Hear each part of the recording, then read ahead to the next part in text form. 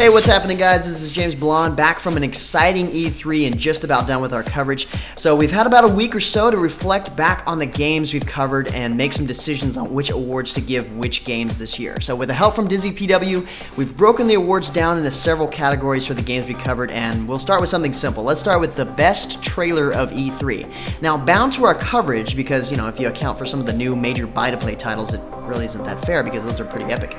The best trailer of E3 goes to Final Fantasy XIV: A Realm Reborn. Yeah, it's awesome because it starts out with a Final Fantasy history recap and it adds some fresh story sequences while showing off some of the huge boss fights.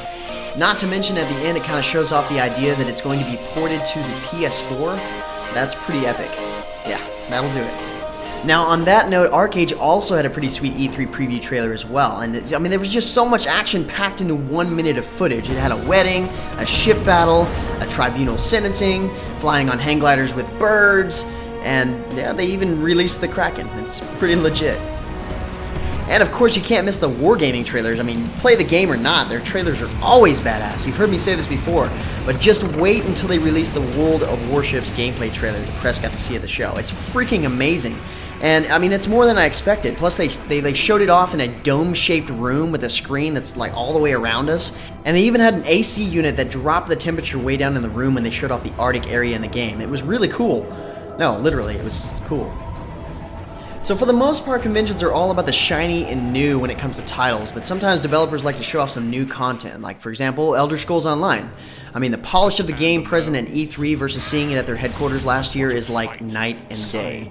I did have a chance to actually play the game for some time at the show, thinking that we were going to get to record, but sadly, since we couldn't record, I would say that the most improved game at the show was definitely Elsword from Killer Combo. They launched their Field of Battle update and were present at the small Mad Catz demo, and talking with some of the longtime players, I've definitely got to give them props for completely reinvigorating their title with this expansion. They've changed up the UI, they've doubled the amount of explorable areas, they've integrated a nice way to tell the backstory and lore in the game, and a lot more than that. Pile that on top of the ongoing transformation series that they've been going through, and I've definitely got to say that Elsword deserves this award. On a similar note, there were several titles that used E3 to reveal some cool new game modes or in-game features, like Warframe's Dojo and Dueling, but out of that, the Fate system featured in Final Fantasy XIV, the new in-game content reveal for Dragon's Prophet, we've got to say that Prime World's new challenge mode deserves the award for the coolest new mode reveal. The Russian version of Prime World already has 7 different game modes available to players, and at E3, Nival introduced challenge mode that builds off their Dragon Wall to PvPvE map and tosses out the PvP element of that map, which isn't always bad, especially not in this case. The new mode forces teams to unify and strategically defend against an onslaught of brutal enemies and their minions. It's a pretty sweet new mode. Definitely check out our dev preview match from E3. Alright, so we talked about trailers, improvement, and added content or modes, but there are some games that just caught us by surprise. Now, before these conventions, just like you guys, we really don't know what to expect developers to show off or plan to show off. We don't really know if we're able to talk about a game like we did with Skara or Black Desert, or actually get a chance to get hands-on with some of the booth babes.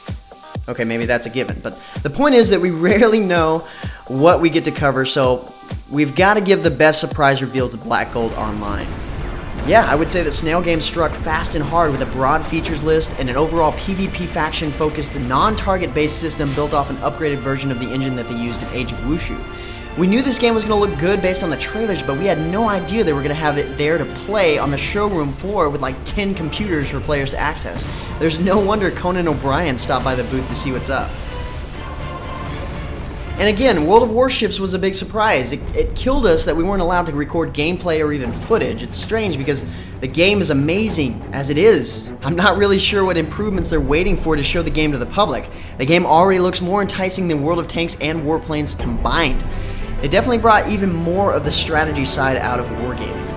And so speaking of strategy games, I did get a chance to check out and actually play one of the titles I was super excited about, and that was Command & Conquer. But I kept telling myself, man, I hope this feels more like a traditional Command & Conquer game and not like End of Nations. Ugh.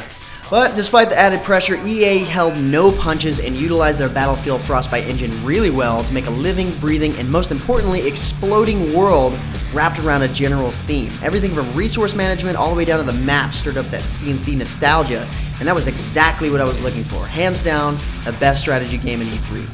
But then again, due to nostalgia, I'm a bit biased, and we did look at Hex Shards of Fate, and it seems to me that this game turned some heads, even for players like myself who really never got into the TCGs. But $2.3 million on Kickstarter, I'd say it's worth a look. So out of all the awards, this next one's probably the most opinionated and very controversial. Who's one gamer to say what artistic style is superior to another when games these days battle in a fairly equal term when it comes to graphics? So even though most of the games we looked at the show had very impressive graphics overall, there really wasn't any that had bad graphics. I still have got to give the best graphics to Warframe. Yeah, I know, for some reason, many of you are not going to agree with me on this, and I don't understand that. On the Warframe video I put up recently, viewers were saying the graphics weren't that great? What? What settings are you running it on? I mean, okay, maybe people don't really like the art style. I mean, that's a different story. I get that. It's not for everybody. But I may have been tripping out because of the wargaming party from the night before or something, but I was having a hard time telling the difference between the gameplay and their CGI trailer that was playing in the booth behind us. Maybe I'm wrong. And maybe Nvidia picks random games to sponsor for their latest technology. Who knows? No, but seriously, ArcheAge looked really good too, and the fact that it's a sandbox MMO just made it that much better. Since when has a game made you feel the need to ride a cow? Because you can. Alright, that has nothing to do with the graphics, but it's still cool. I can say, however, there was no better customization options at this year's show than with ArcheAge. Not much competition there. Alright, well, Final Fantasy XIV was pretty far up there according to DizzyPW, but we really didn't get into super detail. But if you haven't checked out ArcheAge Dev Preview, it sort of shows off some of the customization. It's pretty epic. The game overall is pretty epic. And with that, I've got to say, as a contender or winner in nearly every major field they qualified for, we feel that Tryon Worlds stole the show with their unexpectedly advanced reveal of ArcheAge. The game looks so polished, and it sets a new standard for innovation in the industry. Pretty much any wild question we asked about something you could do in the game was answered with a yes. Can you plant a potato? Yes. Can you swim with a donkey? Yes. Can you have hundreds of other players build a ship and have one person accidentally run into the ground? Yep. This game seems to fill a hole in our hearts that no other MMORPG on the market right now is able to do. We just hope that the Western version of this game is going to be free to play. Either way, we're going to play it, so yeah, and with that, we give you our MMOHut E3 awards for 2013. Hopefully you like the style of this video. I try to get as personal as I could.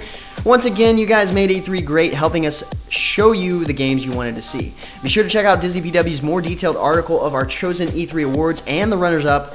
Thanks for watching, guys. I'm James Blonde. See you out there, gamers.